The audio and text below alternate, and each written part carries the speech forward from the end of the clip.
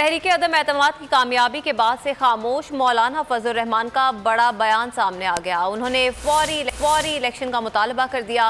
कहते हैं इक़्तिदार को गैर ज़रूरी लंबा करना JUIF का मौक़िफ़ नहीं, हमें फौरी तौर पर इलेक्शन चाहिए। कौम को अमानत वापस करना हमारी जिम्मेदारी है। इंतखाबी निज़ाम में कोई खामी है तो वक्ती तौर पर इस्लाहात करें, मौजूदा असम्बली का फ़ायदा उठाएँ और इंतखाबी इस्लाहात करें।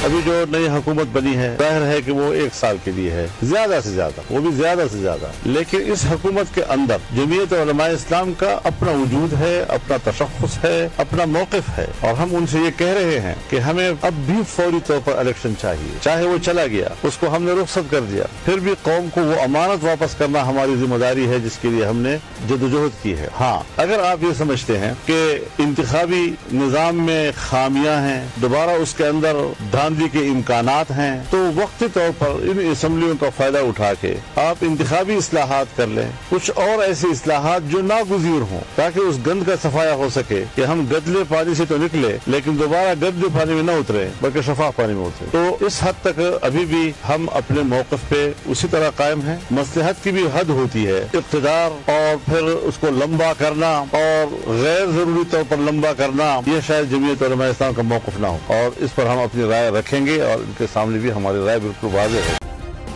सब्सक्राइब करें और बेल दबाएं ताकि कोई खबर रह न जाए।